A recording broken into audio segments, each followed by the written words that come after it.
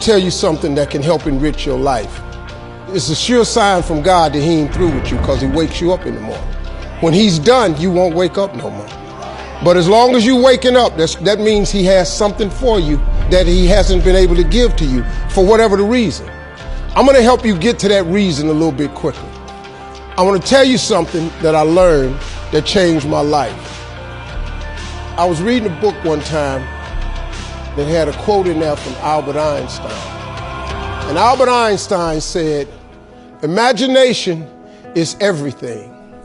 It's the preview to life's coming attractions." If you think about that, that's a really, really true statement. Because everything you see in this world came from somebody's imagination. Everything. Somebody was talking on the phone one day, on that wall phone, connected to the cord, and tried to walk, and it didn't go no further. And he wanted to just go outside and get something out the car. Somebody said, "You know what? I wish I could take this phone outside." Everybody in here got a cell phone. It was in somebody's imagination. Somebody imagined that. Somebody imagined everything. Somebody got tired of walking. Somebody got tired of driving cars.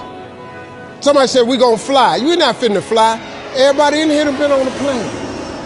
See, your imagination is the evidence of things not seen.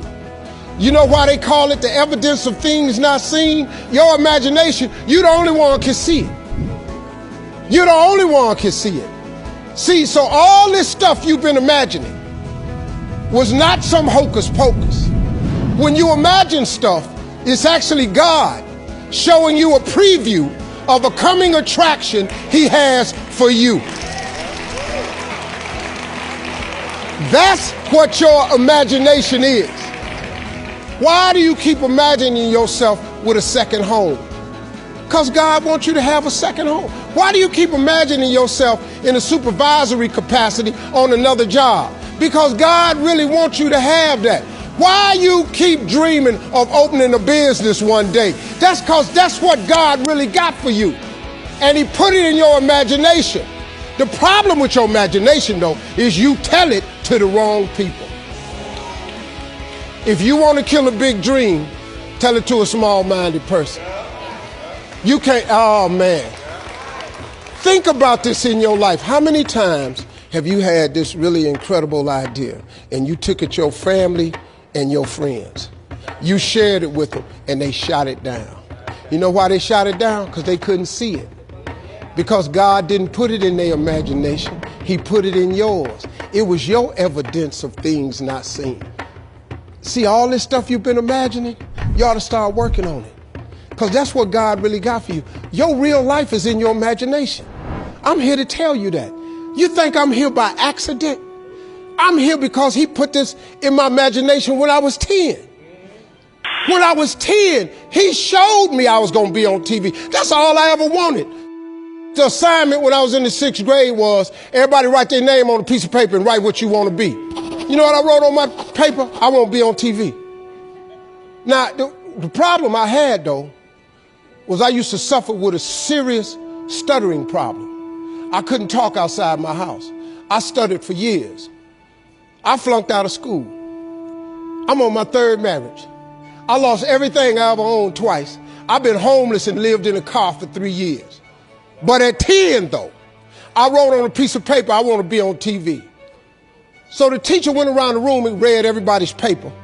She had you stand up when she called your name. And the only assignment was your name and what you want to be. Doctor, lawyer, dentist, basketball player, football player. I wrote I want to be on TV. She saved me for last. She said, "Little Stevie, come to the front." Now I'm thinking, I'm going to the front because I got the best answer. Because ain't nobody had put that on their paper. She called me to the front. I'm thinking I'm finna give me a gold star. But I was wrong about that. She called me to the front to humiliate me. First of all, you know I can't talk. I suffered with stuttering stammer so bad, man. I couldn't talk at all. And that lady lit in on me. "Why did you write this on your paper?" Now I'm standing there, I can't talk. Who in this school ever been on TV? Who in your family ever been on TV? Who in this neighborhood ever been on TV? I'm crushing, man. I'm standing there dying. She said, look at you standing there. You can't even talk. How they gonna put somebody like you on TV? So every Christmas, I send her a flat screen TV. Because I don't want her to miss me. I do not want her to miss not an episode of me. Because I wanted her to see what God had done for me. The fact that you couldn't see it, it wasn't for you to see. He put it in my imagination. But after 3 years of homelessness, losing everything I ever owned twice, suffering through flunking out of school, go home and cut your TV on. That little boy with the stuttering problem, he all over that TV. You can't cut your TV on.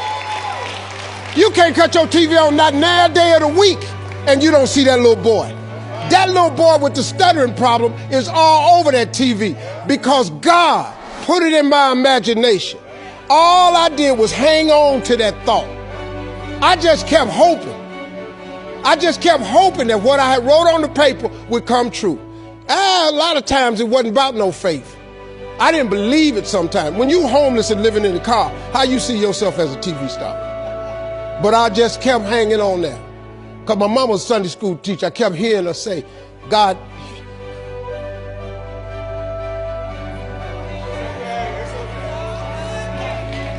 God didn't bring you this far to leave you.